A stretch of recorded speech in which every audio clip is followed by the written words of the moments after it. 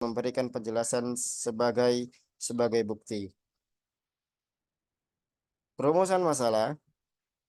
Yang pertama, terdapat beberapa masalah yang kami ingin kemukakan di sini, yaitu adalah pengertian strategi pembelajaran inquiry, kemudian bagaimana tujuan dan manfaat strategi pembelajaran inquiry, kemudian bagaimana aspek-aspek dalam strategi pembelajaran inquiry, kemudian apa saja karakteristik dari strategi pembelajaran inquiry, kemudian apa teori-teori belajar yang melandasi dari strategi pembelajaran inquiry, kemudian bagaimana prinsip-prinsip strategi pembelajaran inquiry, serta bagaimana langkah-langkah dari strategi pembelajaran inquiry. Tujuan masalah yaitu mengetahui dan memahami tentang strategi pembelajaran inquiry. Kemudian yang kedua, untuk menerapkan strategi pembelajaran inquiry dalam proses pembelajaran dan pengajaran.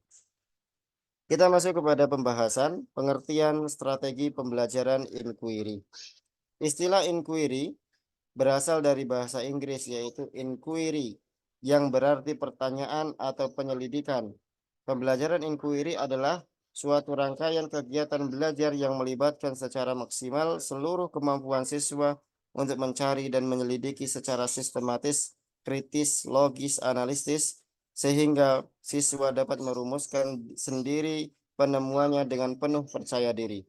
Menurut Sanjaya, pembelajaran inquiry adalah rangkaian kegiatan pembelajaran yang menekankan pada proses berpikir secara kritis dan analisis untuk mencari dan menemukan sendiri jawaban dari suatu masalah yang dipertanyakan.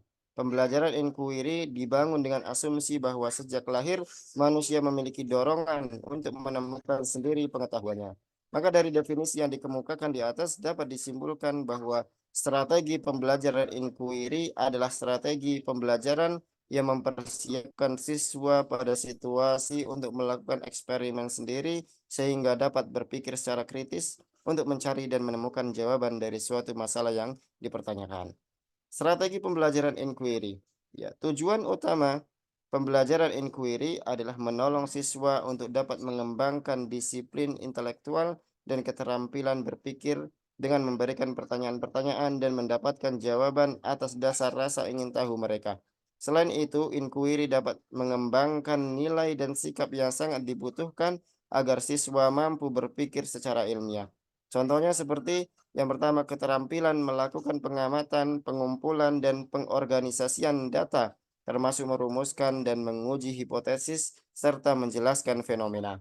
Kemudian yang kedua, kemandirian belajar, keterampilan mengekspresikan secara verbal, kemudian kemampuan berpikir secara logis, serta kesadaran bahwa ilmu bersifat dinamis dan tentatif. Manfaat diterapkannya strategi pembelajaran sebagai berikut. Yang berkaitan dengan inquiry tadi, merupakan suatu cara belajar siswa aktif, kemudian melalui penemuan sendiri dan menyelidiki sendiri, maka hasil yang diperoleh akan tahan lama dalam ingatan dan tidak akan mudah dilupakan. Kemudian pengertian yang ditemukan sendiri merupakan pengertian yang betul-betul dikuasai dan mudah ditransfer dalam situasi lain. Kemudian yang keempat, anak belajar berpikir analisis dan mencoba memecahkan problema yang dihadapi sendiri. Kebiasaan ini akan ditransfer dalam kehidupan bermasyarakat. Strategi pembelajaran inquiry. Menurut Trianto, untuk melaksanakan inquiry secara maksimal, hal-hal yang perlu diperhatikan adalah yang pertama, aspek sosial di dalam kelas dan suasana terbuka yang mengundang siswa berdiskusi. Hal ini menuntut adanya suasana bebas di kelas.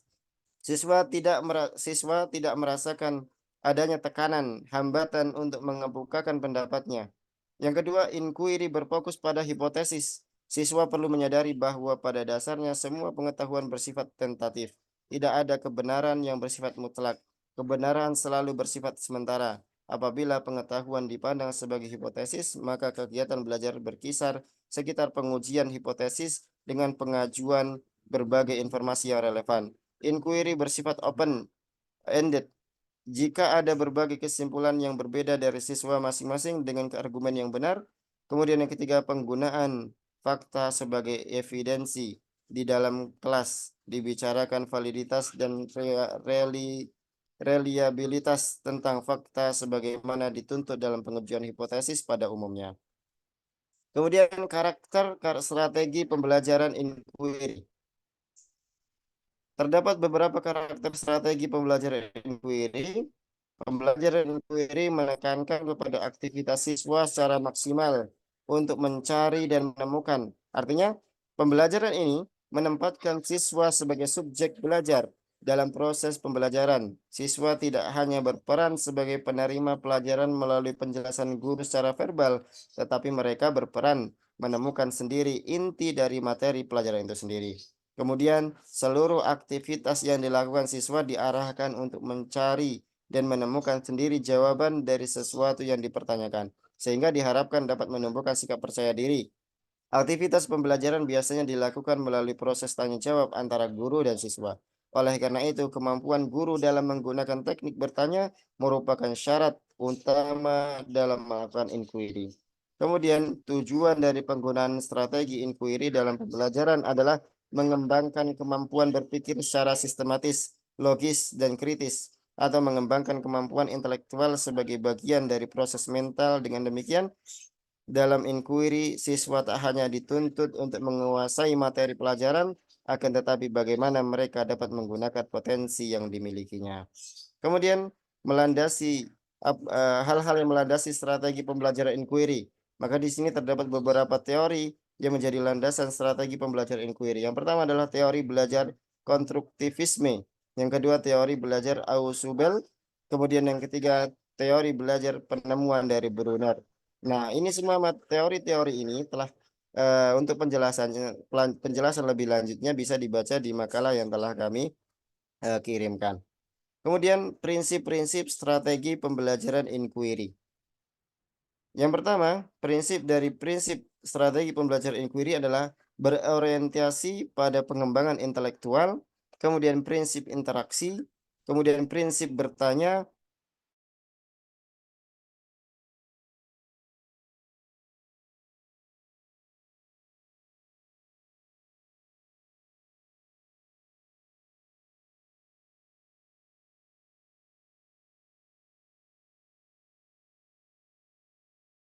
Jaringan tidak stabil. guide inquiry, kemudian inquiry bebas, free inquiry, kemudian inquiry bebas yang dimodifikasi atau modified free inquiry. Kemudian langkah-langkah pelaksanaan pembelajaran inquiry.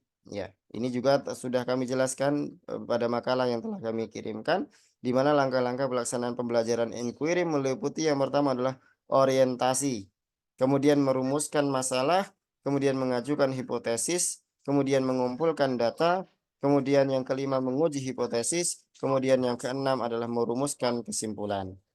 Kesimpulan dari apa yang telah kami paparkan adalah strategi pembelajaran inquiry adalah model pembelajaran yang mempersiapkan siswa pada situasi untuk melakukan eksperimen sendiri, sehingga dapat berpikir secara kritis untuk mencari, menemukan jawaban dari suatu masalah yang dipertanyakan. Sasaran utama kegiatan pembelajaran inquiry adalah keterlibatan siswa secara maksimal dalam proses kegiatan belajar. Keterarahan kegiatan secara maksimal dalam proses kegiatan belajar, mengembangkan sikap percaya pada diri siswa tentang apa yang ditemukan dalam proses inquiry. Namun dalam penerapannya, pembelajaran inquiry ini memiliki kelemahan seperti adanya kesulitan dalam mengontrol siswa, kemudian ketidaksesuaian kebiasaan siswa dalam belajar, kadang memerlukan waktu yang panjang dalam mengimplementasikannya, dan sulitnya dalam implementasi yang dilakukan oleh guru bila keberhasilan belajar bergantung pada siswa. Teori-teori yang melandasi model-model pembelajaran inquiry yaitu teori belajar konstruktivisme, teori belajar Ausubel, teori belajar penemuan oleh Jechny.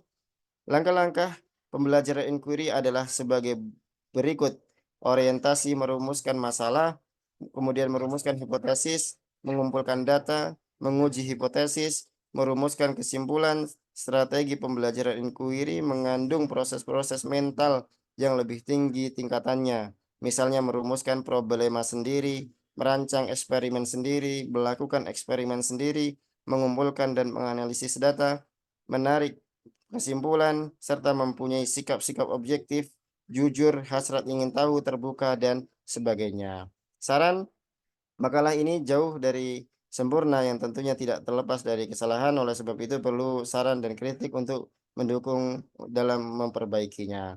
Terima kasih. Mungkin ini yang bisa kami sampaikan pada kesempatan kali ini. Kami kembalikan kepada moderator. Baik, terima kasih atas pemaparan atau penyajian makalah dari Pak Angga Setiawan dengan materi strategi pembelajaran inquiry. Setelah panjang lebar telah ditampilkan dari PPT beliau. Baiklah, untuk rekan-rekan kalian yang ingin mengomentari makalah, tampilan makalah, ataupun memberikan kritik saran serta pertanyaan, kami buka dulu pertanyaan, 3 pertanyaan untuk materi dari Pak Angga. Kepada Bapak Ibu, kami silakan.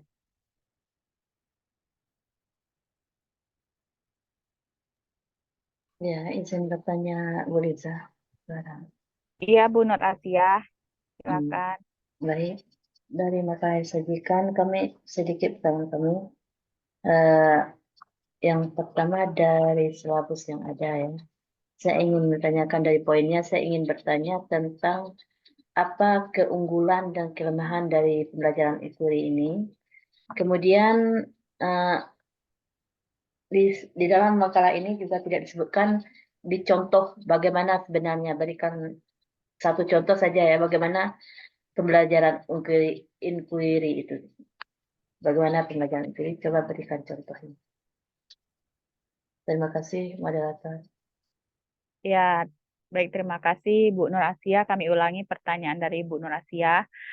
Apa keunggulan dan kelemahan dari strategi pembelajaran inquiry, serta berikan contoh pembelajaran inquiry.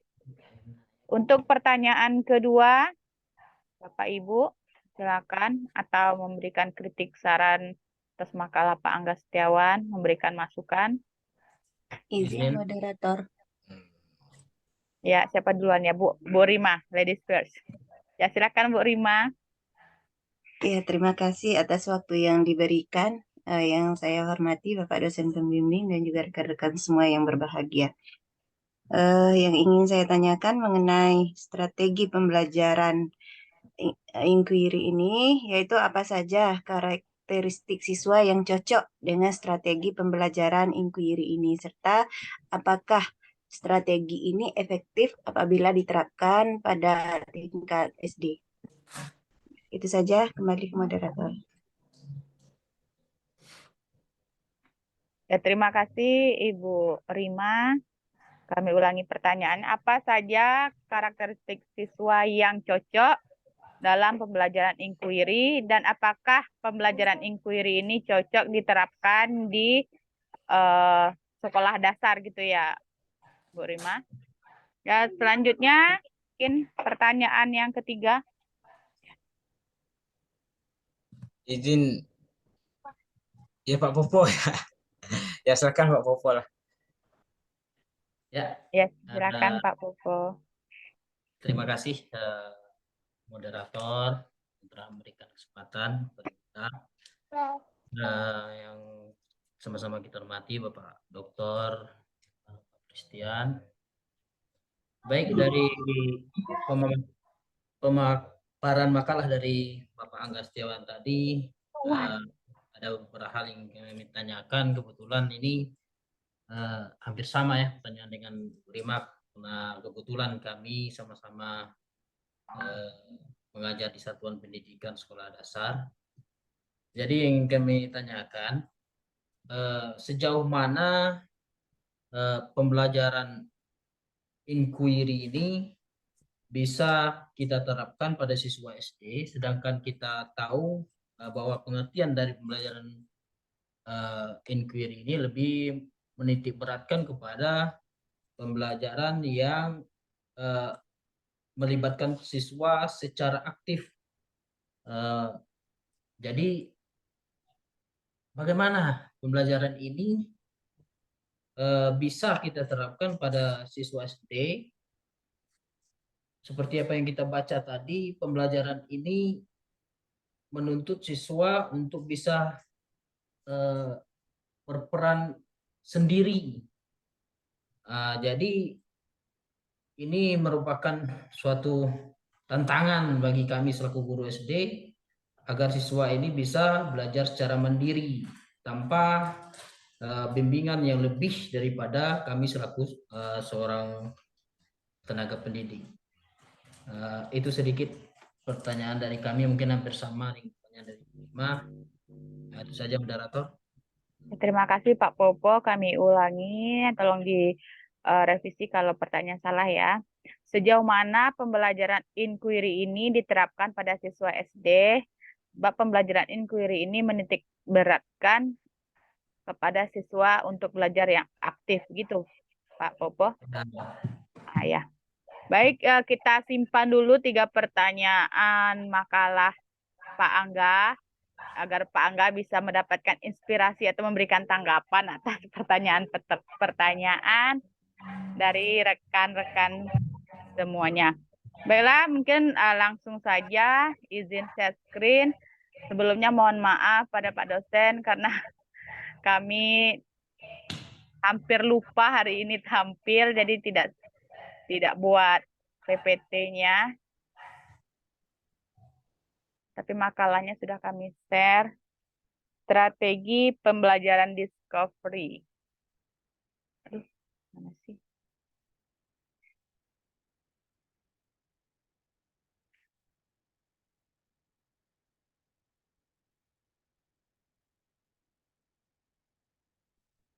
Tunggu sebentar.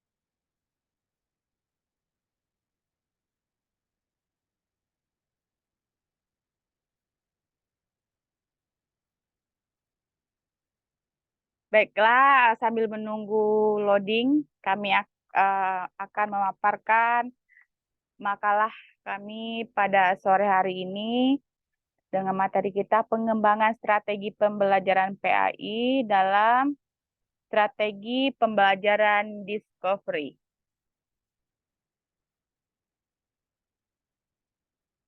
Bab 1, pendahuluan, di latar belakang.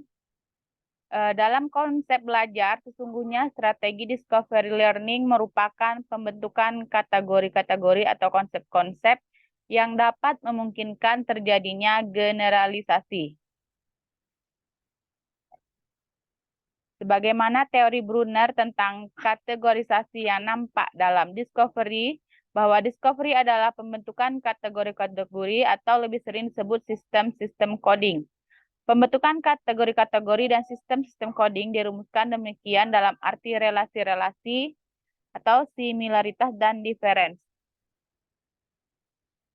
yang terjadi di antara objek-objek dan kejadian-kejadian atau event. Brunner memandang bahwa suatu konsep atau kategorisasi memiliki 5 unsur dan peserta didik dikatakan memahami suatu konsep apabila mengetahui semua unsur dari konsep itu, meliputi 1 nama, 2 contoh-contoh baik yang positif maupun yang negatif, 3 karakteristik baik yang pokok maupun tidak, 4 rentangan karakteristik, 5 kaidah. Dari latar belakang yang telah disebutkan tadi, ada 5 rumusan masalah yang akan kita pecahkan. Yang pertama, 1. Apakah definisi dari discovery? 2. Apa saja tujuan discovery dalam pembelajaran? 3. Apa saja kelebihan dan kekurangan metode discovery? 4. Bagaimana tahapan atau langkah-langkah pelaksanaan metode discovery? 5. Apa saja jenis metode discovery? Bab 2, pembahasan.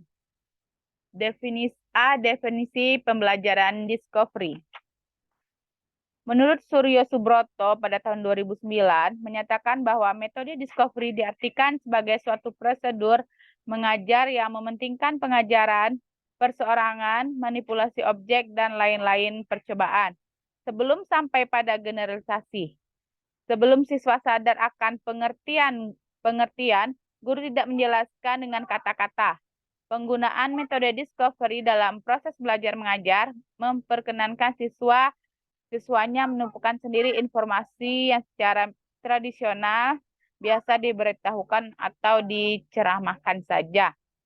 Sementara itu, pada tahun 2013, Sani menyatakan discovery adalah menemukan konsep melalui serangkaian data atau informasi yang diperoleh melalui pengamatan atau percobaan. Selain itu, menurut Swaningsih dan Tiurlina, metode discovery adalah metode mengajar yang mengatur pengajaran sedemikian rupa sehingga anak memperoleh pengetahuan yang sebelumnya belum diketahuinya itu tidak melalui pemberitahuan. Sebagian atau seluruhnya ditemukan sendiri. Selain itu, menurut Branner, belajar bermakna hanya dapat belajar melalui belajar penemuan atau discovery learning.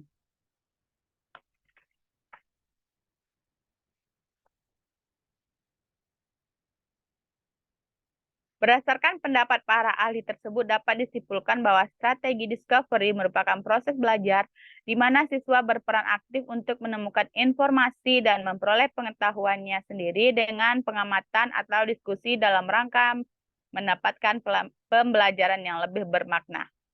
B. Tujuan discovery dalam pembelajaran. Dalam penemuan, siswa memiliki kesempatan untuk terlibat secara aktif dalam pembelajaran. Kenyataan menunjukkan bahwa partisipasi banyak siswa dalam pembelajaran meningkat ketika penemuan digunakan. Terdapat beberapa fakta yang menentukan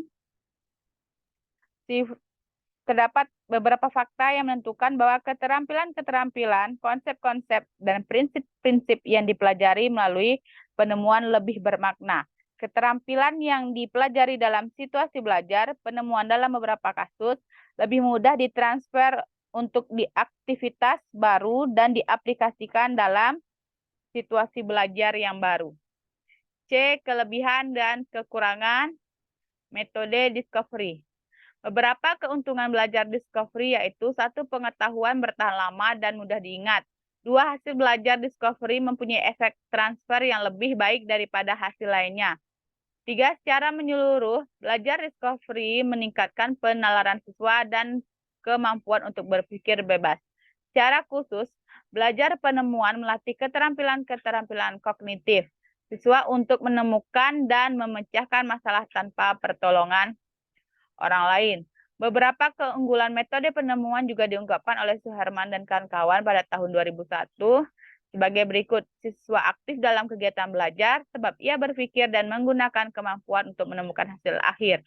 Siswa memahami benar pelajaran sebab mengalami sendiri proses menemukannya.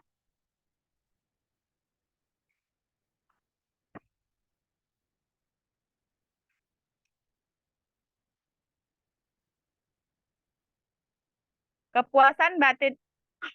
Sesuatu yang diperoleh dengan cara ini lebih lama diingat, menemukan sendiri, menimbulkan rasa puas. Kepuasan batin ini mendorong ingin melakukan penemuan lagi sehingga minat belajarnya meningkat. Siswa memperoleh pengetahuan dengan metode penemuan akan lebih mampu mentransfer pengetahuannya ke berbagai konteks. Selain memiliki beberapa keuntungan, metode discovery atau penemuan juga memiliki beberapa kelemahan. Di antaranya membutuhkan waktu belajar yang lebih lama dibandingkan dengan belajar menerima. Untuk mengurangi kelemahan tersebut, maka diperlukan bantuan guru. Bantuan guru dapat dimulai dengan mengajukan beberapa pertanyaan dan dengan memberikan informasi secara singkat. Pertanyaan dan informasi tersebut dapat dimuat dalam lembar kerja siswa atau LKS yang telah dipersiapkan oleh guru sebelum pembelajaran dimulai. D. Tahapan atau langkah-langkah metode discovery. Menurut Syah, dalam mengaplikasikan strategi discovery learning di kelas, ada beberapa prosedur yang harus dilaksanakan dalam kegiatan belajar mengajar secara umum sebagai berikut.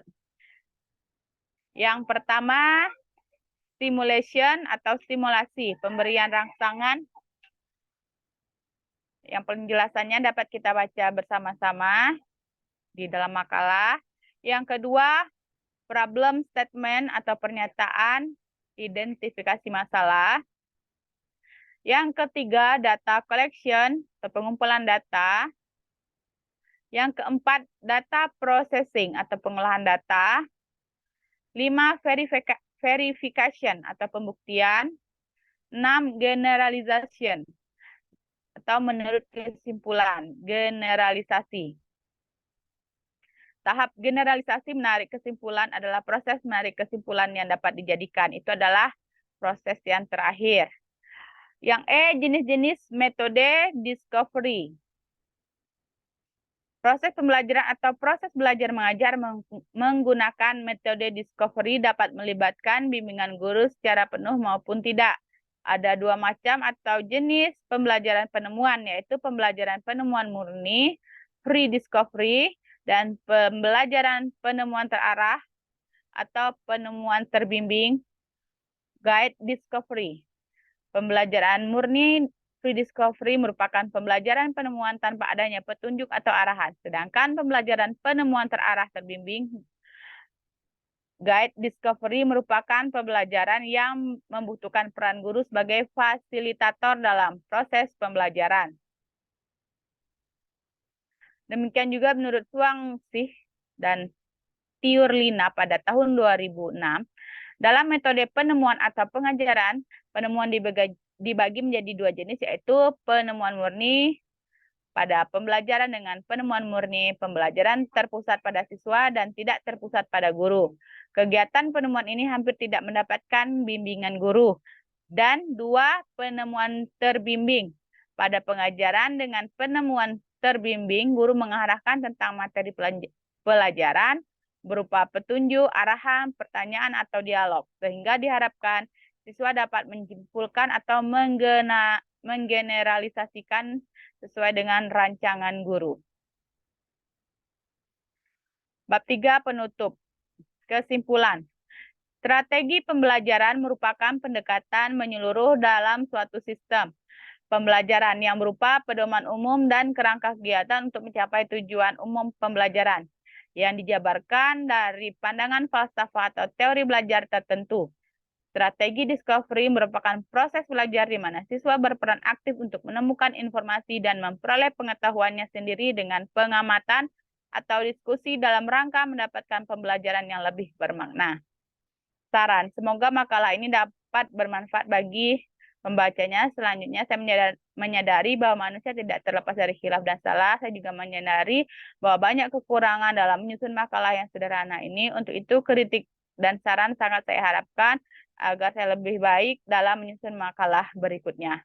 Demikianlah pemaparan makalah dari kami kepada rekan-rekan Bapak Ibu semuanya yang ingin memberikan kritik, saran, atau komentar atas penyajian makalah kami atau pertanyaan serta tanggapan, kami silakan untuk mengajukan 3 pertanyaan atau 3 tanggapan secara bergantian kepada Bapak Ibu. Kami silakan.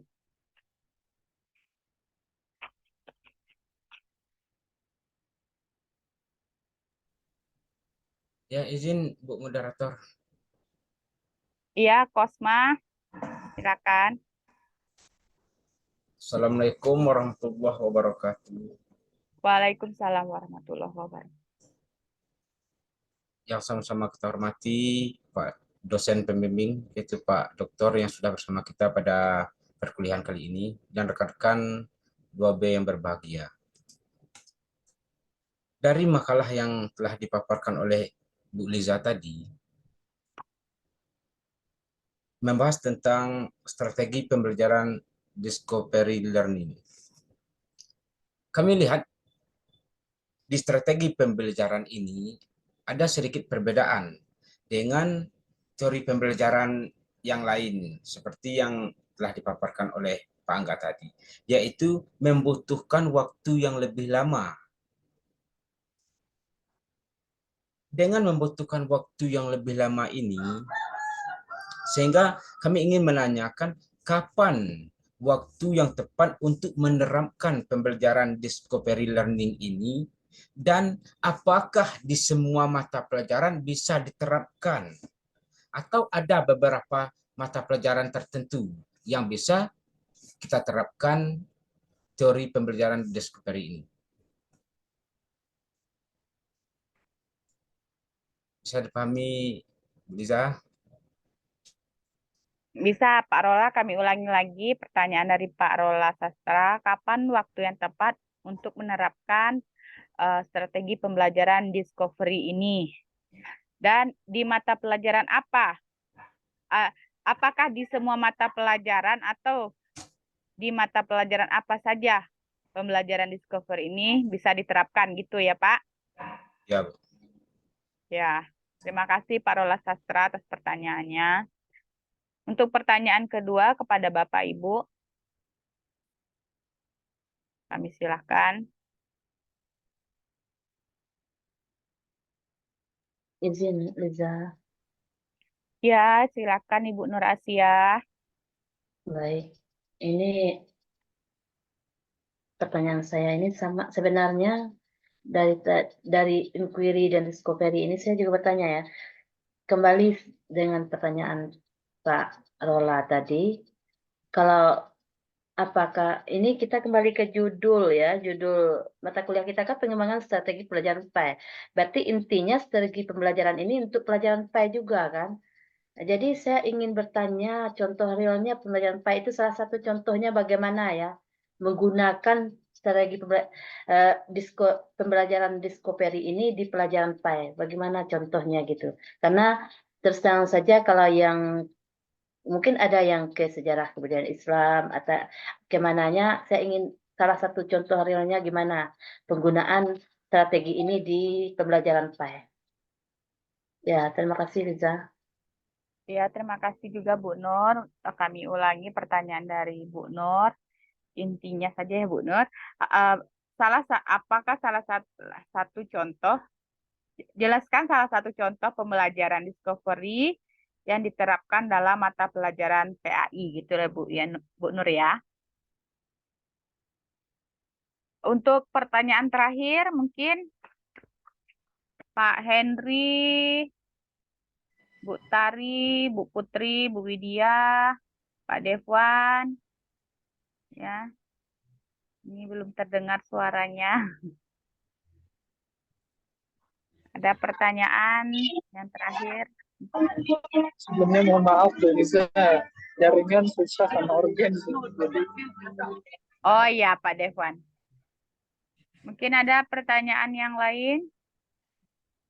Pertanyaan terakhir untuk pembelajaran discovery. Atau Izin tanggapannya? Pak Popo ya? Ya, Silakan Pak Popo. baik, untuk yang kedua kalinya saya ingin menanyakan, ini kebetulan ya, pembelajaran inquiry dengan pembelajaran discovery ini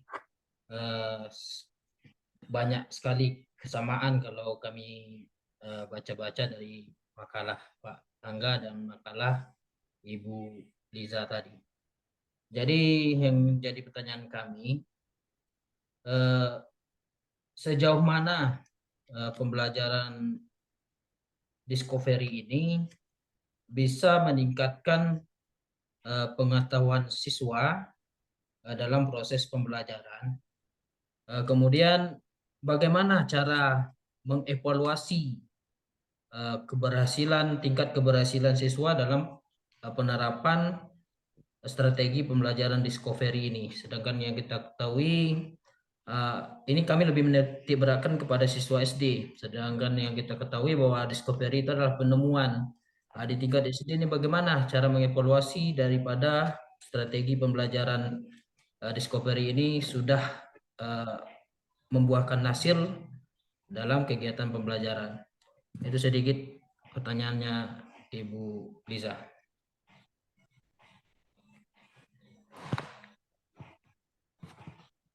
Baik, terima kasih pertanyaannya Pak Popo. Kami ulangi lagi. Pertanyaan dari Pak Popo, sejauh mana pembelajaran discovery bisa meningkatkan pengetahuan siswa dalam pembelajaran? Dan bagaimana pula cara mengevaluasi pembelajaran discovery apabila sudah membuahkan hasil, khususnya pada tingkat sekolah dasar ya Pak Popo?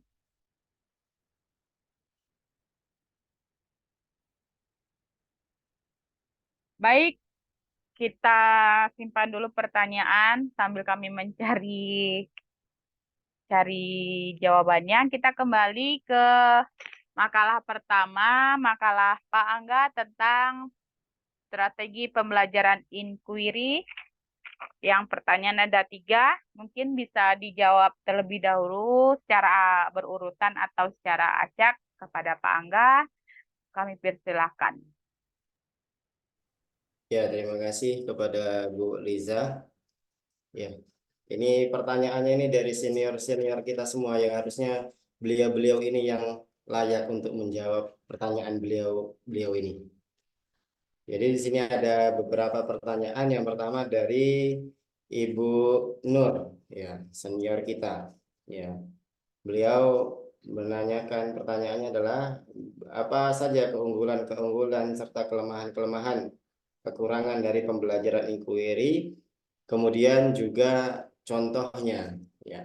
Maka di sini pembelajaran inquiry ini memiliki sejumlah keunggulan dan kelemahan tentunya. Setiap pembelajaran pasti akan ada keunggulan serta kelemahannya dan perlu dipertimbangkan sebelum kita menerapkannya dalam kegiatan proses belajar mengajar. Adapun keunggulan dari proses dari pembelajaran inquiry ini, yang salah satunya adalah yang pertama, keunggulan dari inquiry ini adalah memacu kreativitas, karena pembelajaran inquiry ini akan mendorong siswa untuk berpikir kreatif dan menemukan solusi atas masalah yang kompleks. Misalnya apa? Dalam pembelajaran sains misalkan, siswa bisa diminta untuk merancang eksperimen mereka sendiri untuk menguji hipotesis tertentu. Kemudian juga di antara keunggulan pembelajaran inquiry adalah meningkatkan keterampilan penelitian. Ya, siswa bisa belajar untuk menjadi peneliti mandiri, memperoleh keterampilan penelitian yang sangat berharga seperti pengumpulan data, analisis data. Contohnya dalam pembelajaran sejarah, ya, siswa bisa melakukan penelitian independen tentang sesuatu peristiwa yang bersejarah. Kemudian juga di antara keunggulan dari inquiry adalah mendorong keterlibatan aktif para siswa. Dalam pembelajaran inquiry ini, siswa dapat terlibat dalam proses pembelajaran mereka sendiri daripada hanya menjadi penerima informasi dari guru saja. Misalkan dalam pembelajaran bahasa, ya, siswa bisa diberi tugas untuk menjelajahi topik tertentu secara independen dan kemudian berdiskusi hasilnya dengan teman-teman sekelasnya.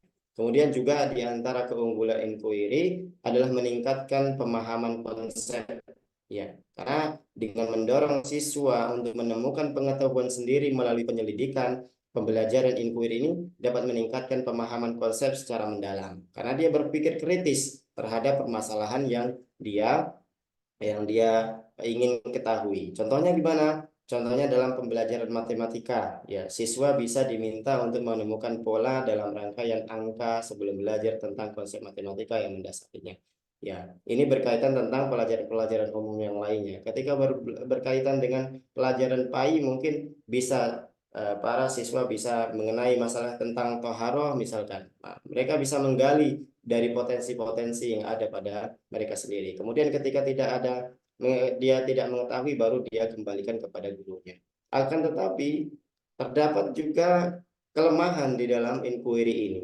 Yang salah satunya adalah waktu yang diperlukan. Ya, waktu yang diperlukan pembelajaran inquiry ini seringkali membutuhkan lebih banyak waktu daripada metode pembelajaran yang biasa kita pakai. Karena proses penyelidikan yang diperlukan, ya, hal ini dapat menjadi tantangan dalam kurikulum yang padat. Misalnya, perencanaan pembelajaran inquiry ini yang efektif membutuhkan waktu untuk merancang pertanyaan-pertanyaan terbuka dan mendukung siswa dalam proses penemuan mereka. Kemudian juga kelemahannya adalah keterampilan guru yang diperlukan. Ya, guru dituntut untuk memiliki keterampilan yang kuat dalam mendukung pembelajaran inquiry, termasuk kemampuan untuk mendesain pertanyaan-pertanyaan yang memicu pemikiran kritis, ya, menyediakan bimbingan saat diperlukan, dan mengevaluasi proses penyelidikan siswa. Tidak semua guru memiliki keterampilan ini secara alami atau telah menerima pelatihan yang memadai.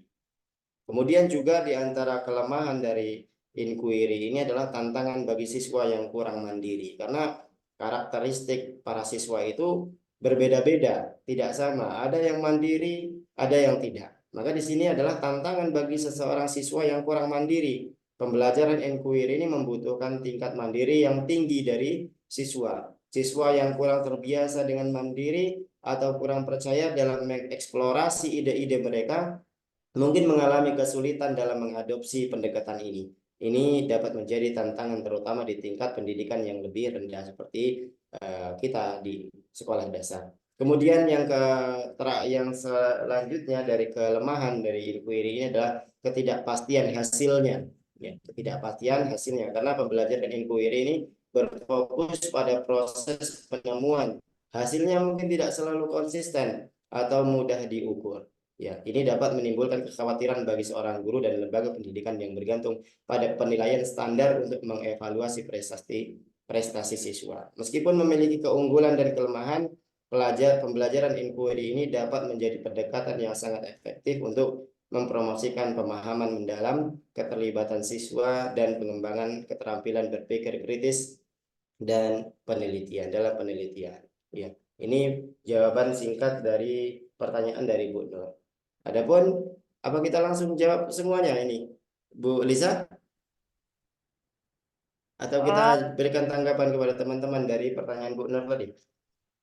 Ya, kita berikan waktu atau kesempatan untuk teman-teman yang lain mungkin untuk menanggapi pertanyaan atau menambahkan jawaban dari Pak Angga. Iya, ini Supaya mungkin bisa dari lebih terstruktur.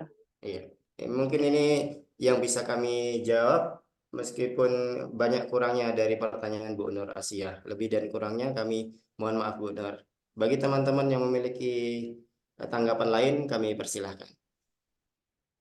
Ya, baik, terima kasih Pak Angga. Mungkin dari Bapak Ibu yang lainnya mau menanggapi dari pertanyaan yang diberikan oleh Bu Nur atau menambahkan, kami silakan.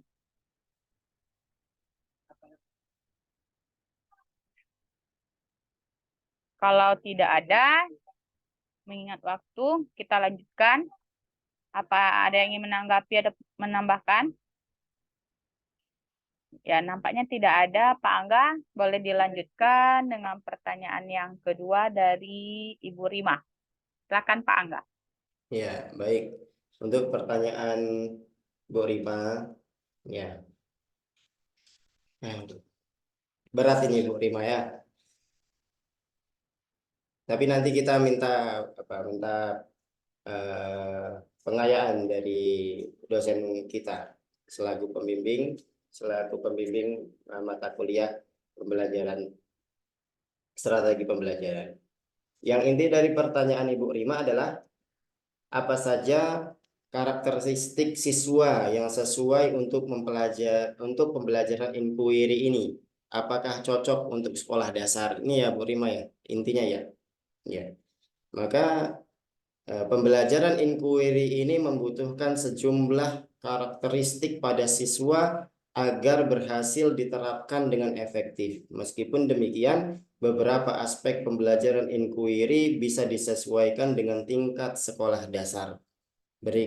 Dan beberapa karakteristik siswa yang sesuai untuk pembelajaran inquiry dan bagaimana pembelajaran inquiry dapat disesuaikan untuk sekolah dasar adalah yang pertama adalah karakteristik siswa yang sesuai dengan pembelajaran inquiry adalah rasa ingin tahu yang kuat. Jadi ketika anak-anak yang memiliki rasa ingin tahu yang kuat maka sesuai dengan mereka. Karena siswa yang memiliki rasa ingin tahu yang tinggi cenderung lebih terlibat dalam proses inquiry. Karena mereka secara alami ingin mengeksplorasi dan menemukan jawaban atas pertanyaan-pertanyaan yang mereka akan tujukan kepada gurunya misalkan.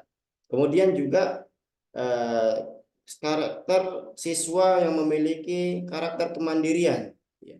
Siswa yang dapat bekerja secara mandiri dan mengelola waktu mereka sendiri dengan baik akan lebih berhasil dalam pembelajaran inquiry, karena mereka perlu mengambil inisiatif untuk melakukan penyelidikan dan menemukan jawaban sendiri.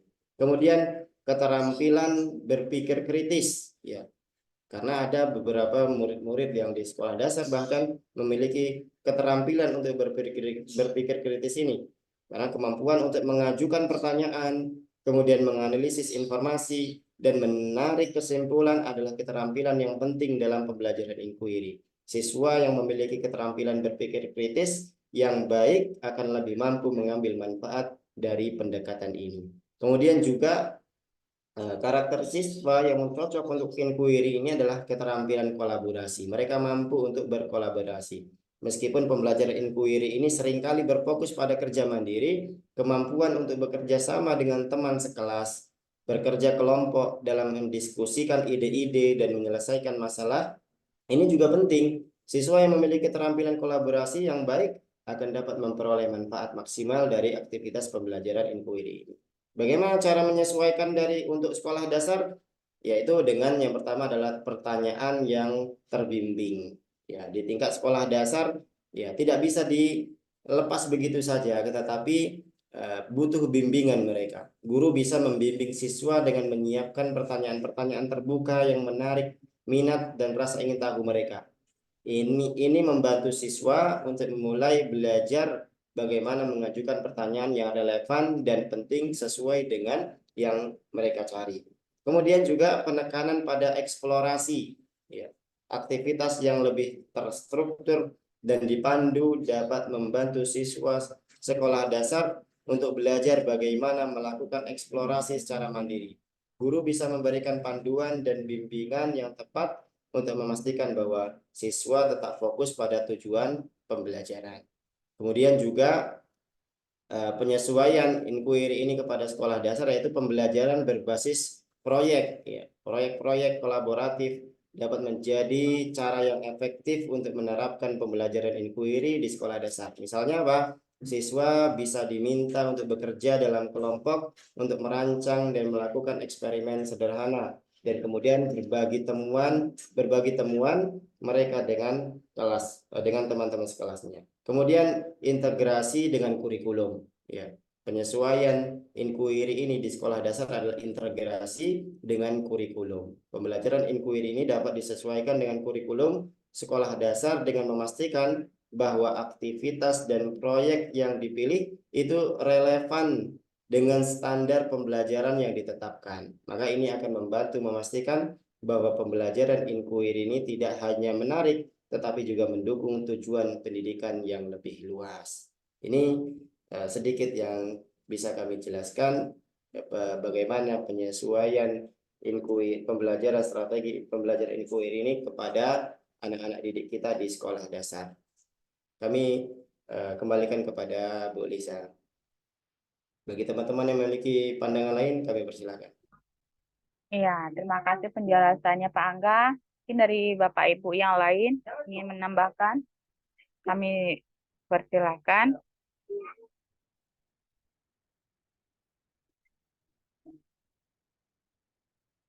Bagaimana Bapak Ibu? Kalau belum ada atau tidak ada, kita lanjutkan lagi ke pertanyaan ketiga. Silakan Pak Angga. Belum, izin moderator. Boleh, silakan lanjut Pak Rola. Ya, Assalamualaikum warahmatullahi wabarakatuh. Terima kasih atas kesempatannya. Kami agak sedikit berbeda pandangan sebenarnya. Di mana letaknya? Yang pertama tadi, Pak Angga mengatakan, ya dari pertanyaan Bu Rima tadi, bagaimana karakteristik peserta didik yang sesuai dengan metode pembelajaran inquiry ini. Kami di jawaban ini kami setuju karena pembelajaran inquiry ini kan lebih menekankan kepada keaktifan siswa. Dan juga pembelajaran ini lebih berpusat kepada siswa untuk mencari pengetahuan sendiri dengan cara menyelidiki dan dengan cara pemecahan masalah. Jadi ini lebih dititik siswa.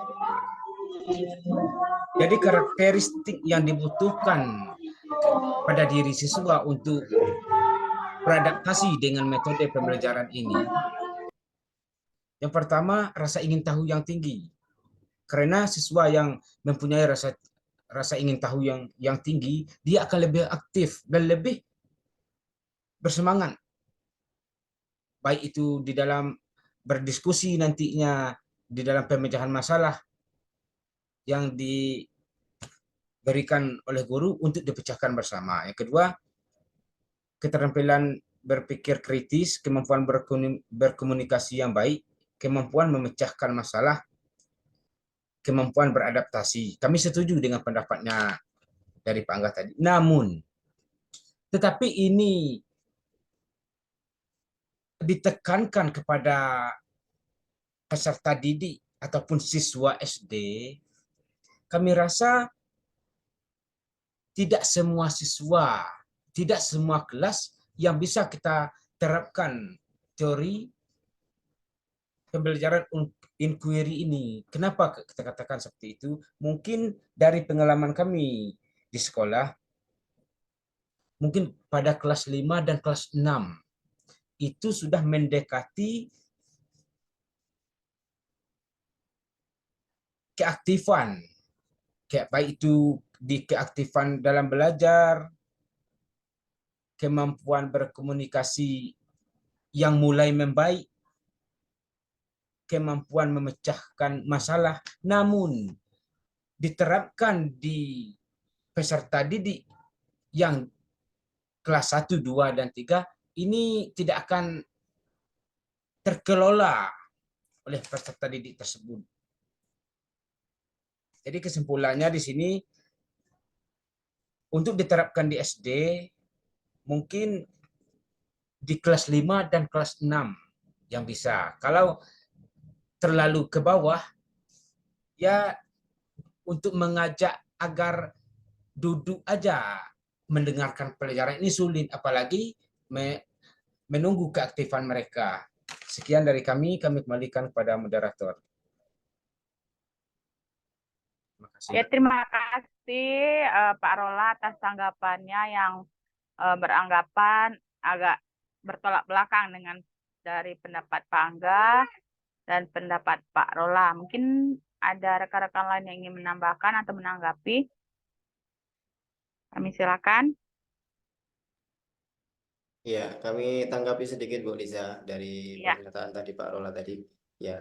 Ya, Tadi silakan. adalah yang kami sebutkan tadi adalah karakteristik siswa yang sesuai untuk pembelajaran inquiry. Jadi tidak semua di sekolah dasar itu memiliki karakter siswa yang dituntut di inquiry tadi. Bahkan kalau Pak Rola tadi mengatakan bahwasanya ini cocok diterapkan di kelas 5 atau di kelas 6, bahkan ketika kita melihat di kelas 5, kelas 6 jumlahnya yang begitu banyak, tidak semuanya itu sesuai dengan metode pembelajaran inquiry ini tadi. Ya, jadi kita melihat dari karakteristik per individu sebenarnya, kelihatannya seperti itu. Jadi yang memiliki karakter rasa ingin tahu, kemudian kemandirian, keterampilan berpikir kritis, kemudian keterampilan kolaborasi. Nah, ini adalah karakter anak yang bisa mungkin untuk diterapkan pembelajaran inquiry ini tadi. Ini pendapat pandangan kami pribadi dari Pak Rola tadi. Ya, terima kasih atas tanggapannya dari Pak Angga. Mungkin sudah cukup jelas ya penjelasan dari Pak Angga dari awal sampai menanggapi pernyataan dari Pak Rola. Kami rasa sudah cukup jelas. Nanti untuk lebih, oh ya mungkin Ya, Bu sedikit. Nur mau menambahkan ya? Ya silakan Bu Nur. Kalau menurut pendapat saya ya, metode inquiry ini bisa diterapkan di sekolah dasar, tapi tergantung apa tingkat pemahamannya enggak pula seperti kita yang kuliah gitu kan. Dari awal saja dari kelas 1 misalnya, itu cukup kita menanyakan nama hewan di sekitar dia saja, mereka akan menemukan kan gitu. Itu salah satu contohnya, apalagi sudah masuk ke kelas 4, 5, 6 atau kelas 3 saja, seperti mungkin karena saya pernah juga seperti yang saya contohkan minggu kemarin kan, ketika mereka menemukan bagian-bagian bunga, itu tuh kan salah satu metode itu.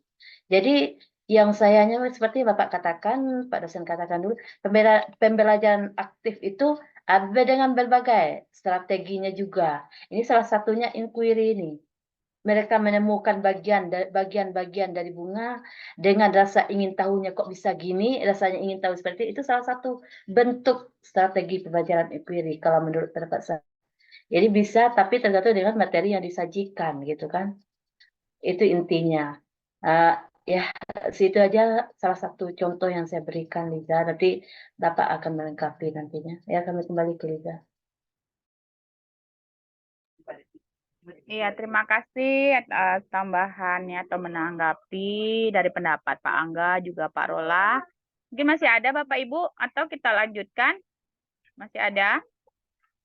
Kalau Saya menambahkan ya, dikit. silakan Ibu Putri. Nah, tunggu-tunggu nih suara yang dari tadi. Silakan Ibu Putri.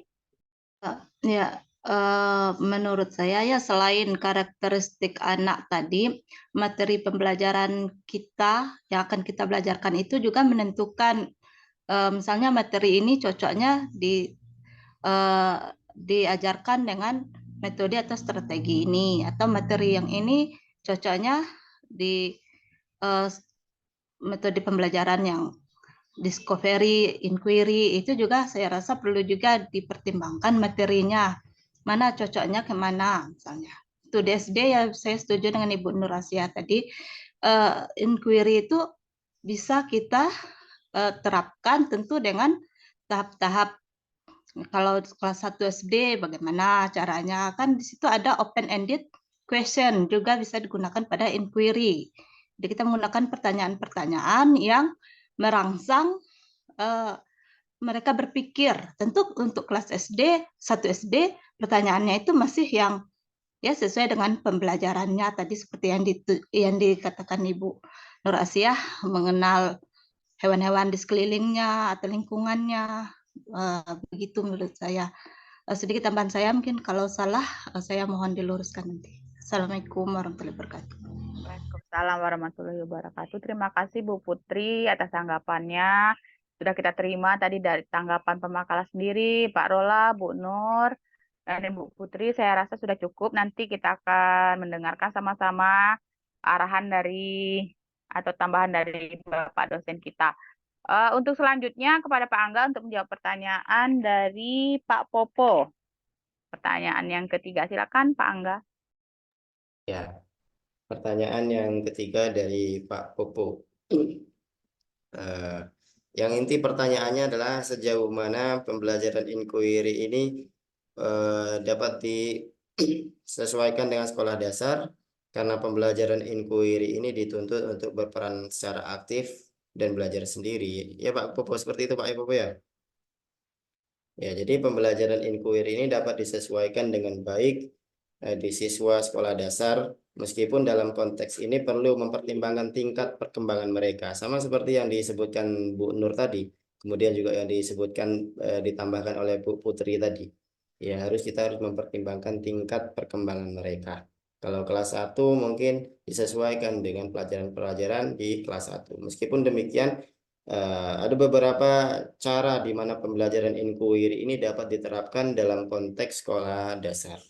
Yang pertama adalah seorang guru itu menyajikan pertanyaan terbimbing. Ya, guru dapat memulai pembelajaran inquiry ini dengan menyajikan pertanyaan terbimbing yang menarik minat siswa dan merangsang rasa ingin tahu mereka.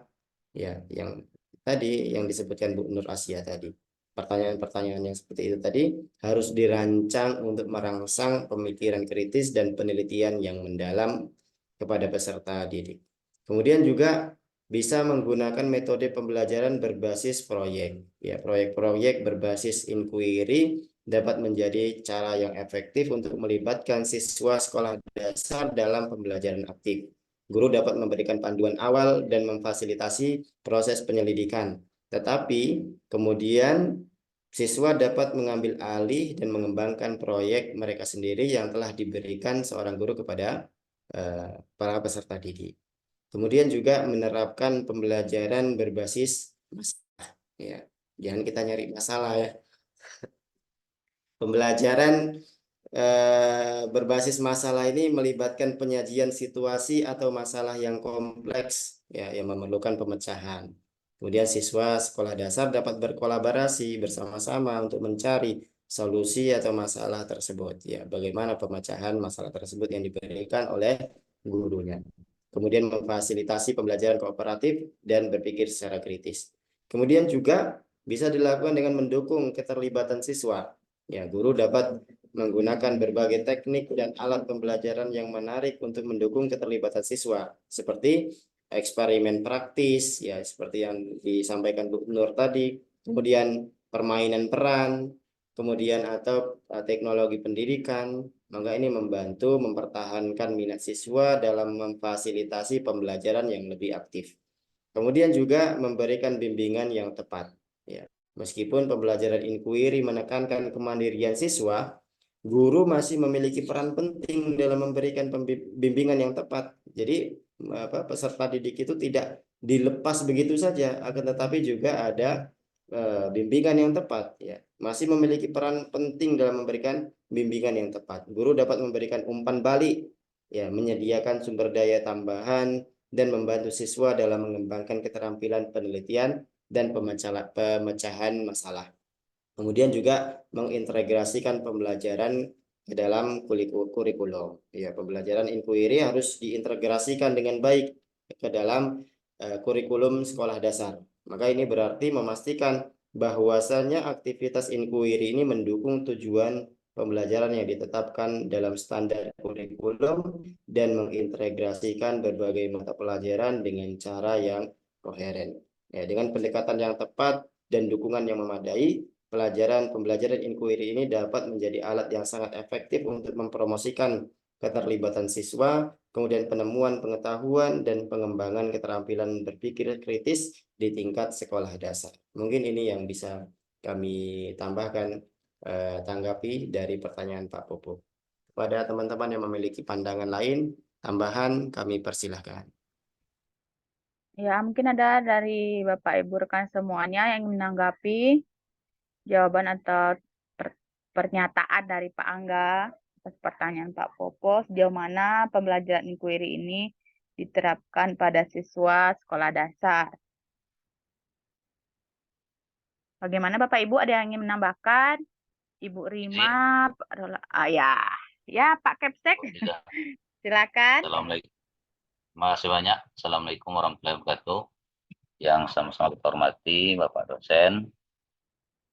Mungkin kalau melihat pertanyaan dari Pak Popo, sejauh mana ya pelajaran inquiry ini dapat diterapkan di tingkat SD, mungkin ada juga hubungannya dengan jawaban dari Bu Nur tadi ya, bahwa tingkatan SD-nya sebenarnya tidak begitu bermasalah, tergantung kreativitas seorang guru ya. Kita memberikan sebuah tugas,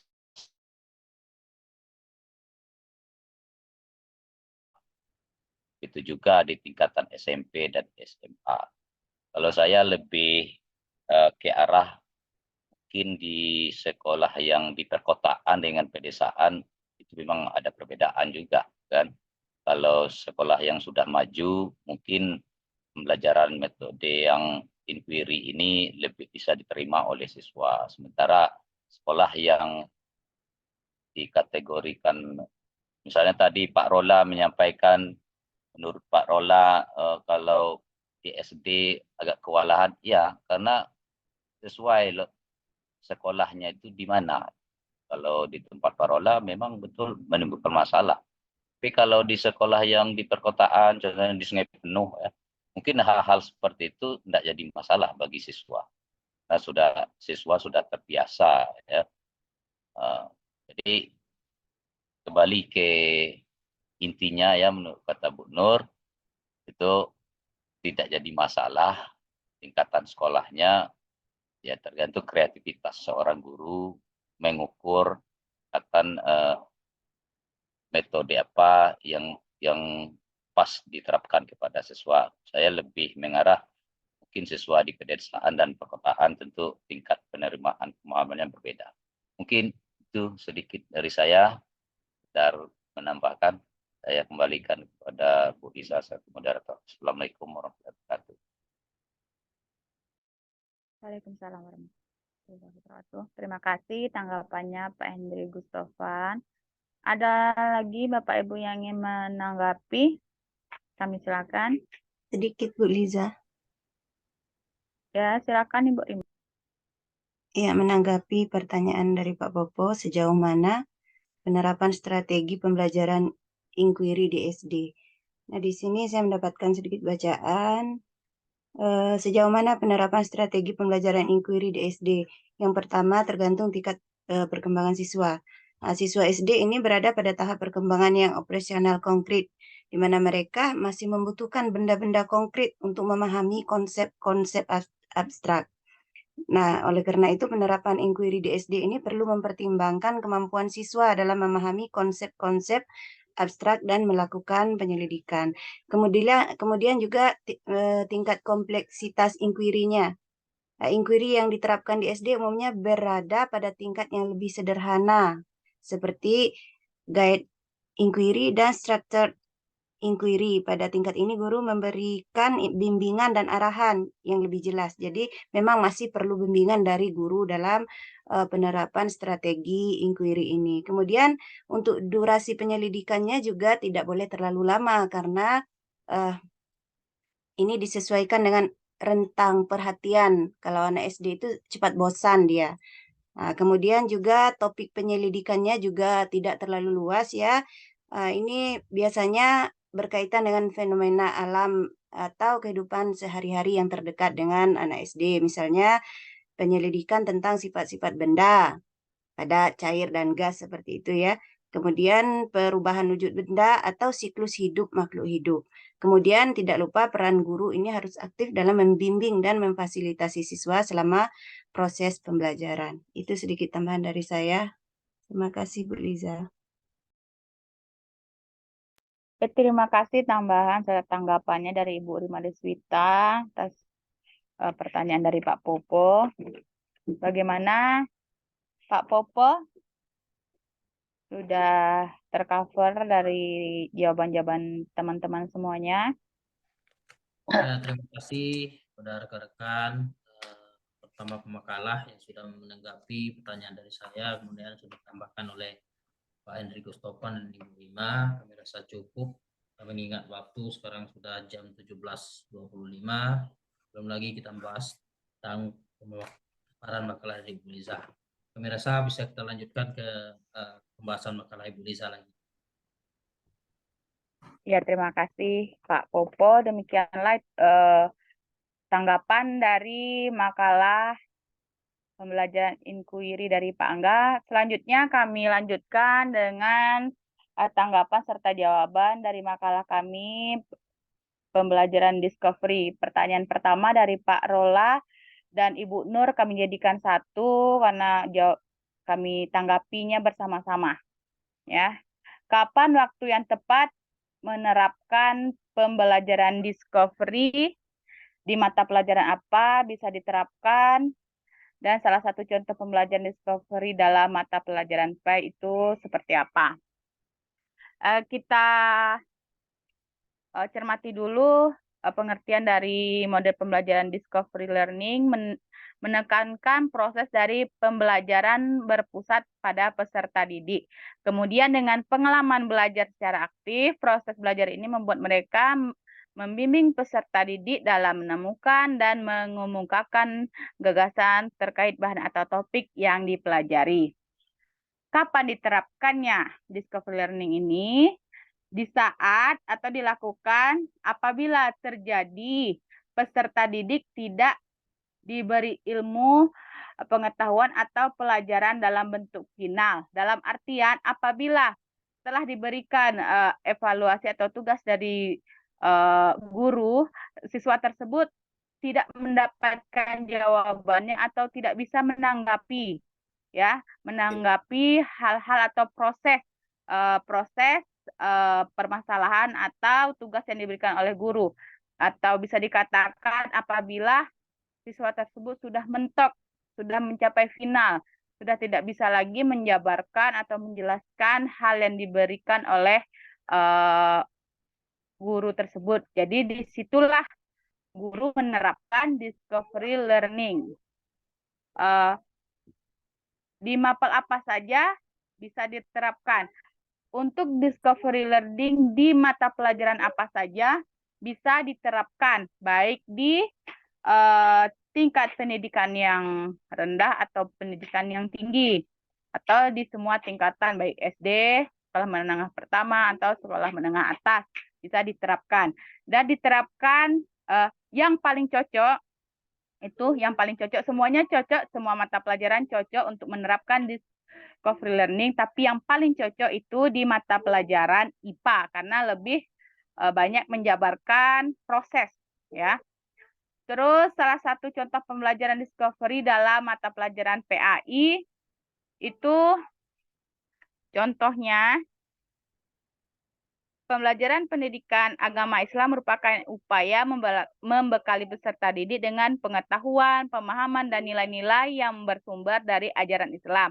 Untuk mencapai hasil optimal, guru diharapkan dapat mengembangkan model pembelajaran yang mendukung tercapainya tujuan pembelajaran, diantaranya model pembelajaran inquiry dan discovery. Dan di sini khususnya discovery, dalam discovery learning ini dapat digunakan dalam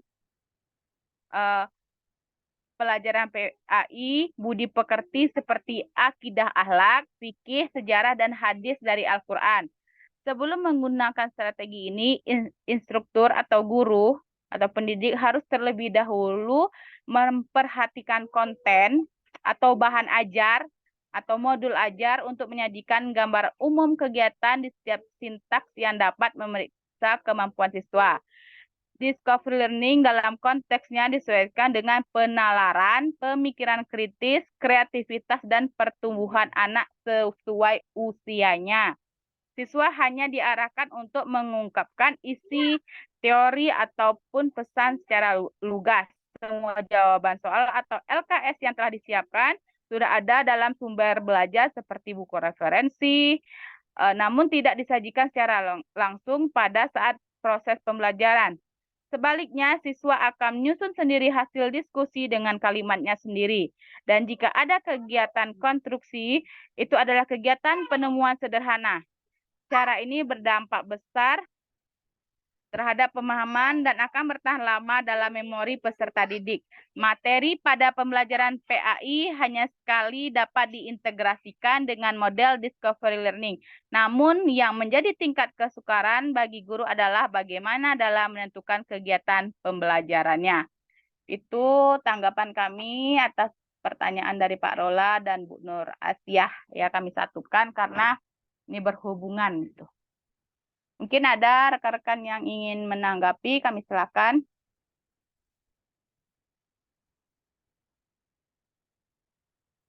Bagaimana Bapak Ibu? Ya dilanjut aja lah Bu Liza. Ya baik, kami lanjutkan pertanyaan dari Pak Popo. Sejauh mana pembelajaran discovery bisa meningkatkan pengetahuan siswa dalam pembelajaran? Bagaimana cara mengevaluasi pembelajaran discovery yang membuahkan hasil pada tingkatan sekolah dasar? Tadi ya.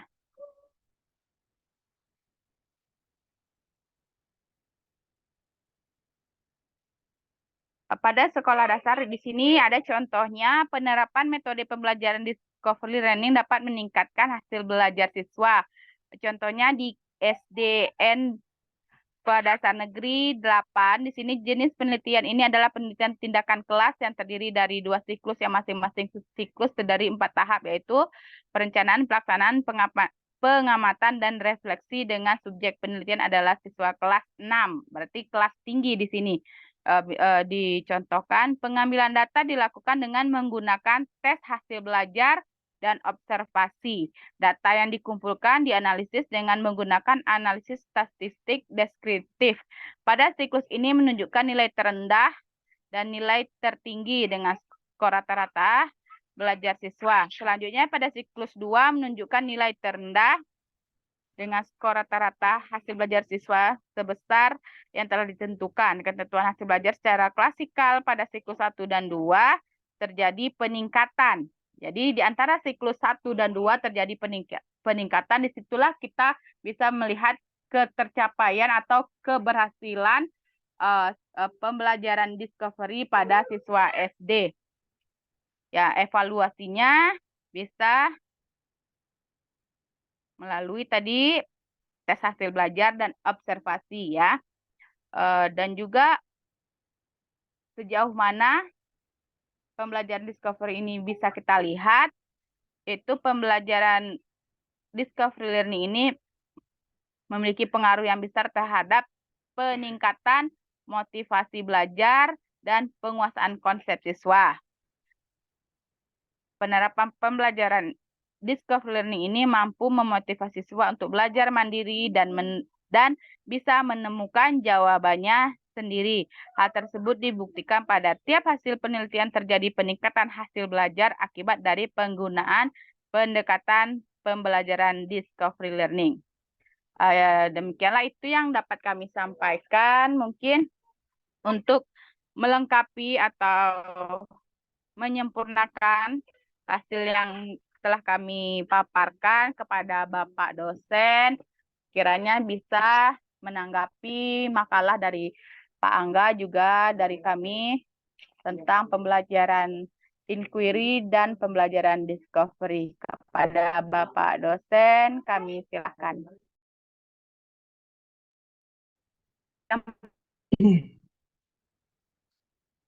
Baik, terima kasih Bapak dan Ibu sekalian yang berbahagia. Bapak dan Ibu Mokala sudah dipresentasikan, sudah dijelaskan dan dipaparkan berkenaan dengan topik pembahasan kita pada hari ini, Discovery Inquiry Learning. Berkenaan dengan discovery dan inquiry learning ini seringnya itu orang bukan dua cara ini ataupun dua strategi ini menjadi satu.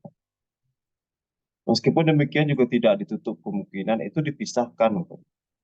Sebab ketika dilakukan penemuan itu juga ada penyelidikan untuk mendapatkan penemuan itu.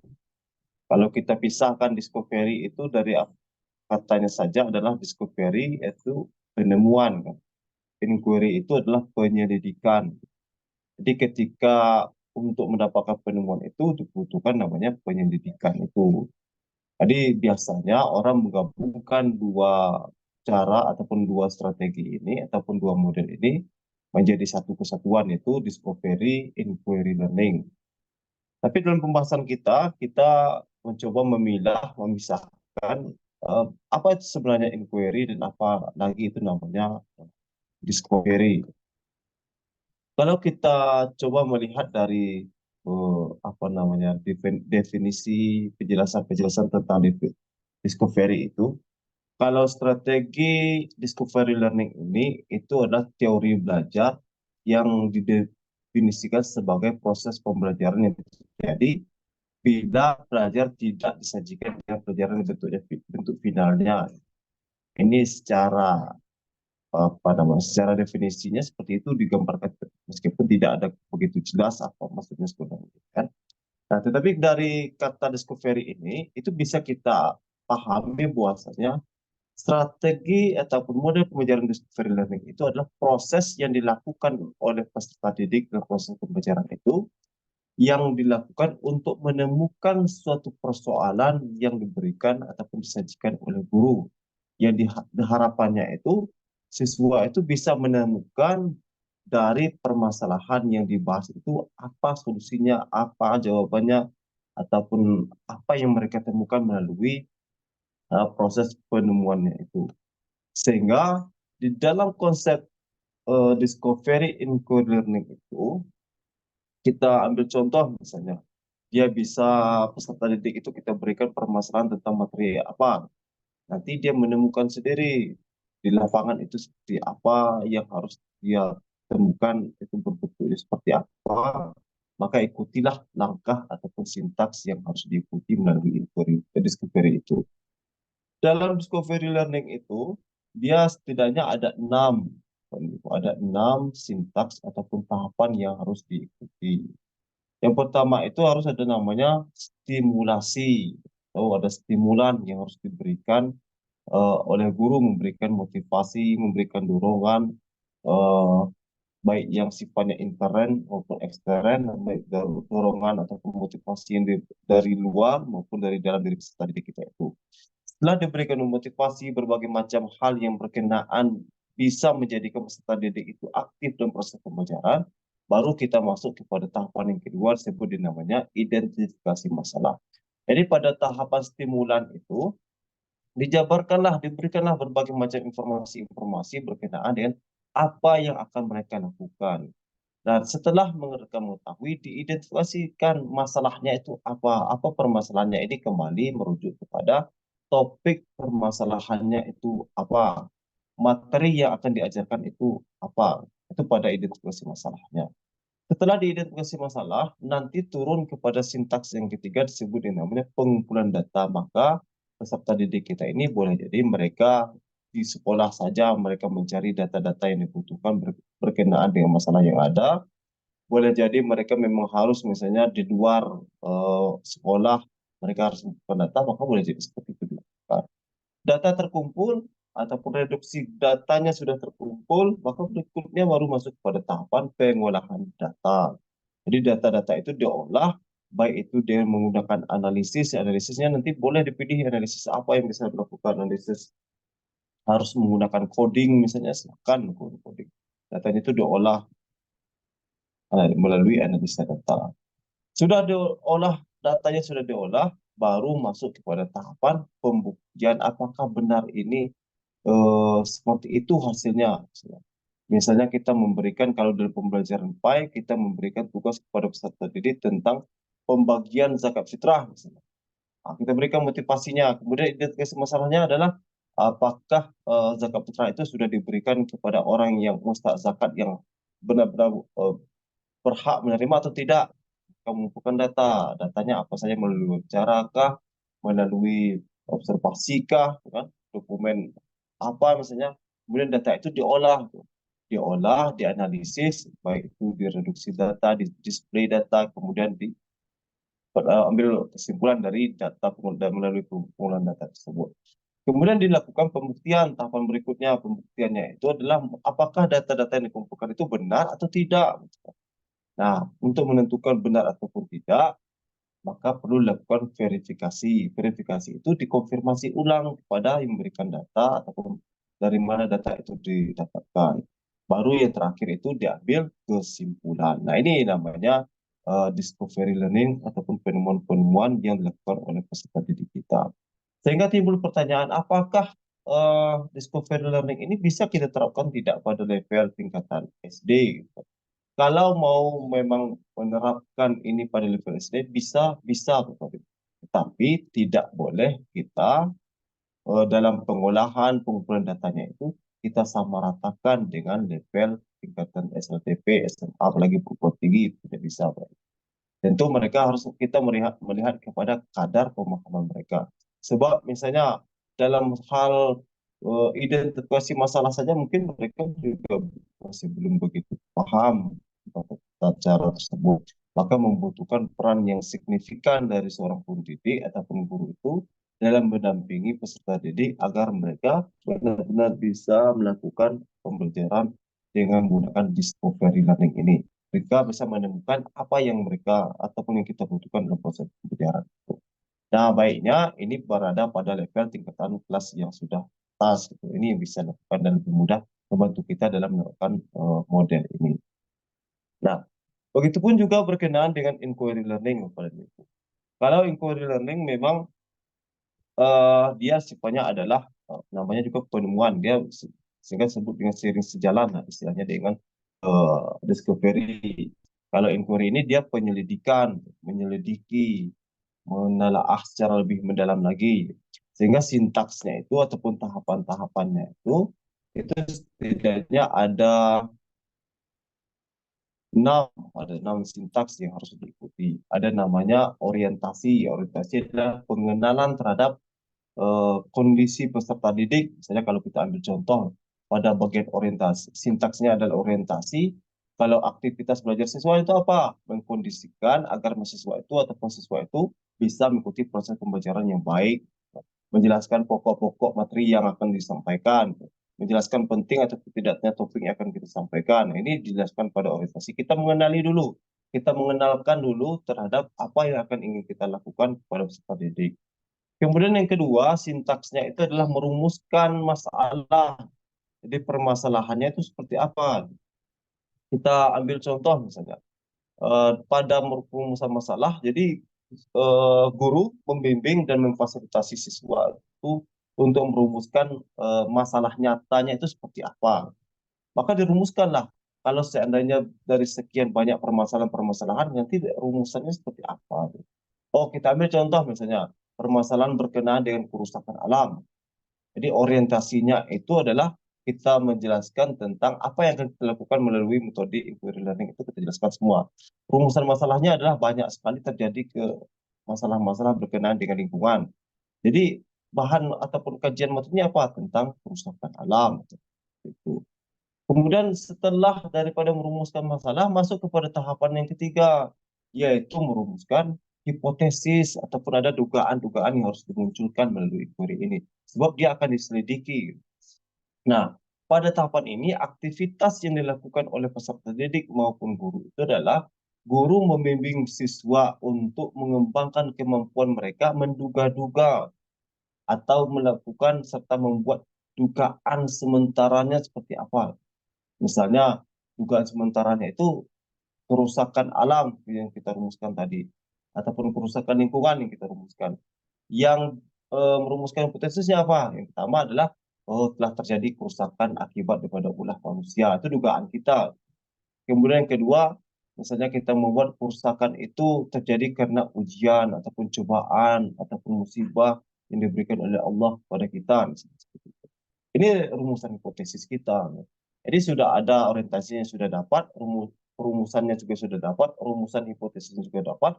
Baru masuk kepada tahapan yang berikutnya adalah mengumpulkan data. Jadi pada pengumpulan data ini mencari informasi yang dibutuhkan berkenaan dengan kerusakan alam itu kenapa. Nah, melalui hal ini nanti dibuatkanlah laporan singkatnya, catatan-catatan singkatnya berkenaan dengan kegiatan kerusakan alam yang kita temukan melalui informasi yang kita dapatkan tersebut. Sudah kita lakukan pengumpulan data tersebut, baru tahapan berikutnya adalah menguji hipotesis ataupun menguji dugaan kita tadi.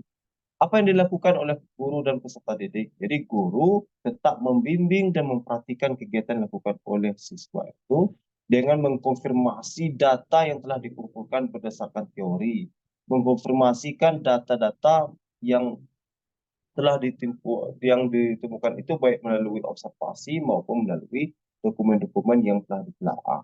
Selain itu juga menentukan solusi dari permasalahan yang ditemukan itu seperti apa, itu pada bagian pengujian hipotesis. Misalnya terjadinya kerusakan alam, ketika pengujian hipotesis ini terjadinya kerusakan alam itu diakibatkan bukan karena azab ataupun ujian daripada Allah, tetapi karena masyarakat membuang sampah sembarangan. Nah, ini bisa menjadi pengujian hipotesis, ternyata hasilnya adalah seperti ini. Lantas ada penentuan solusinya seperti apa? Apa solusinya? Solusinya misalnya tidak diperkenankan membuang sampah sembarangan ataupun di dalam sungai dan sebagainya. Ini pengujian hipotesis. Baru yang terakhir ada namanya penarikan kesimpulan. Pada tahapan penarikan kesimpulan ini, setelah kita uji semuanya datanya sudah terkumpul, baru kita ambil kesimpulan bahwasanya misalnya kerusakan alam terjadi akibat ulah manusia yang melakukan membuang sampah sembarangan di sungai, menebang pohon secara ilegal dan lain sebagainya. Dan itu dibuatkan dalam bentuk laporan. Ini namanya inquiry learning. Lantas setelah laporan itu ada, nanti dipresentasikan, dijelaskan dan dipaparkan kepada teman-teman satu kelasnya. Ini namanya penyelidikan. Jadi pada intinya bahwasanya hal ini bukan hanya sebatas daripada mereka selidiki, mereka temukan, lantas sudah selesai, tidak.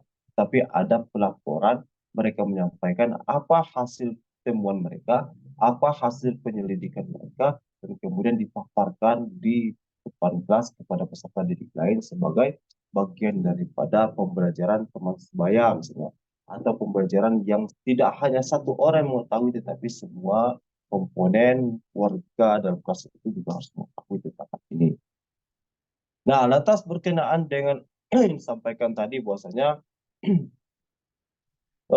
pembelajaran discovery ini bisa meningkatkan pengetahuan siswa dan bagaimana cara mengevaluasi tingkat keberhasilan siswa.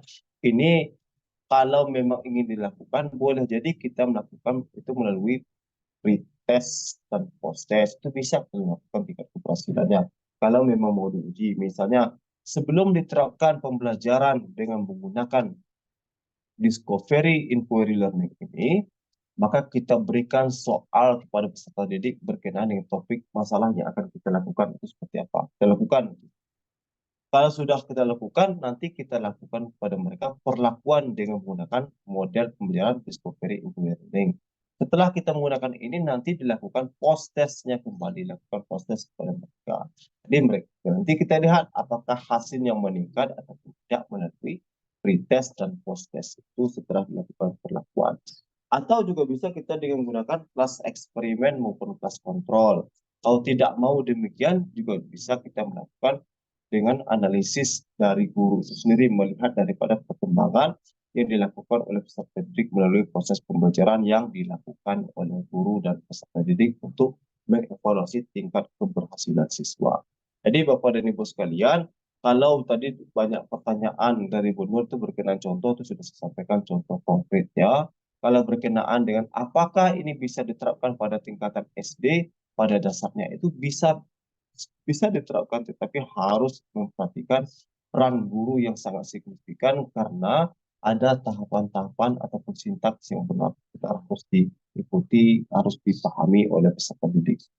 Tidak bisa dibiarkan begitu saja, sebab ini dia sudah masuk pada tahapan penyelidikan. Menyelidiki itu ada perumusan hipotesis, jangan-jangan gurunya juga tidak tahu hipotesis itu seperti apa. Makanya harus berhati-hati, harus benar-benar dipahami oleh guru. Jadi Bapak dan Ibu, berkenaan dengan model pembelajaran, strategi pembelajaran dan sebagainya itu, semuanya itu baik, tetapi kita harus melihat juga kepada konteksnya ini, kepada siapa kita berikan. Tidak bisa kita pukul rata dari level SD dasar sampai dengan perguruan tinggi itu, kita mau menerapkan hal yang sama itu tidak bisa seperti itu. Ya, sama dengan karung. Ada karung yang besar, ada yang karung kecil, yang bisa membuat tanah yang besar, ada banyak, ada yang bisa membuat tanah yang hanya sedikit dan sebagainya. Ada yang bisa model seperti ini bisa diterapkan di tempat ini, tetapi di tempat lain belum tentu juga bisa. Jadi memang membutuhkan kreativitas daripada seorang guru itu, pemahaman setidaknya kita pada perkuliahan ini memiliki bekal saja dulu, memiliki bekal. Oh, kalau model ini seperti ini lakukan, nanti saya coba ini tidak pas, nanti saya coba lagi yang lain. Sebab ini memang model-model ini tidak bisa hanya 2 jam pelajaran itu selesai, sebenarnya tidak bisa Bapak Ibu. Kita membutuhkan waktu yang lumayan lama, boleh jadi beberapa jam pelajaran itu dimakan oleh model atau strategi pembelajaran seperti ini. Apalagi kita menggunakan 2, discovery-nya kita gunakan, untuk inquiry-nya juga kita gunakan. Maka harus kita benar-benar memperhatikan. Kita lihat penyakit peserta didik kita itu apa yang mereka butuhkan, maka itulah yang akan kita berikan kepada mereka. Ya, nah, selebihnya saya meyakini Bapak dan Ibu juga sudah berpengalaman tentang hal ini. Insya Allah kalau memang mau diterapkan, ini bisa diterapkan dengan sebaik-baiknya, dan ini bisa menjadi modal Bapak dan Ibu mungkin ingin melaksanakan penelitian dengan temanya tentang inquiry discovery learning, ini bisa dilaksanakan pada proses pembelajaran yang bisa kita ajukan kepada kasus kita. Saya rasa itu Bapak dan Ibu yang bisa saya sampaikan. Kalau mungkin ada yang ingin memberikan tanggapan, komentar, saya persilakan. Bisa ada. Kita masih ada berapa makalah lagi, Pak Rola? Tinggal 6 dah. Bu Liza. 4 lagi. 4, Pak. 4 lagi. Oh, iya. Kalau tampil hari ini 2, Pak. Tinggal 4, Pak. 4 ya. Allah bisa terkejar. Oh, 2 insyaallah pertemuan lagi, Pak. iya, 2 atau 3. Sebab kalau belum ada informasi ini, apakah hari Sabtu ini luring atau Sabtu minggu depannya luring? Ya, jadi kalau kita luring 1 makalah saja Bapak Ibu ya. Kejar. Ya, berarti kalau 4 insyaallah bisa kita selesaikan sebab di akhir bulan ini Bapak dan Ibu sudah UAS kembali ujian akhir semester ya. Sudah masuk semester 3 lagi itu. Ya. Oke, Bapak dan Ibu, saya rasa itu ya yang bisa kita bahas, kita sampaikan pada kesempatan kali ini sudah jam 6.18. Sekali lagi saya ucapkan terima kasih banyak kepada Bapak dan Ibu sudah hadir pada ruang Zoom pada kesempatan kali ini. Dan saya berharap tetap konsisten, tetap disegerakan apa yang bisa disegerakan. Ya. Itu saya berharap tetap bisa bisa dipercepat penyelesaian studi Bapak. Sekali lagi saya mohon maaf dan saya terima kasih kepada Bapak dan Ibu. Dan mari kita akhiri pelaksanaan program kita pada kesempatan kali ini dengan mengucapkan lafaz hamdalah. Alhamdulillah. Amin. Lebih dan kurang saya mohon maaf. Saya akhiri dengan billahi taufiq wal hidayah. Assalamualaikum warahmatullahi wabarakatuh. Waalaikumsalam. Demikianlah perkuliahan kita pada sore hari ini yang telah menyajikan 2 makalah sekaligus tentang strategi pembelajaran inquiry dan strategi pembelajaran discovery. Semoga apa yang disajikan, yang dipaparkan juga yang telah disampaikan dan dijelaskan oleh Bapak dosen kita menambah pengetahuan kita dan memperluas lagi jangkauan ilmu kita dan berguna bagi kita semua. Terima kasih kepada Bapak dosen kita dan juga terima kasih untuk kita semua. Perkuliahan sore ini saya akhiri dengan wabillahi taufiq wal hidayah. Wassalamualaikum warahmatullahi wabarakatuh. Waalaikumsalam warahmatullahi wabarakatuh.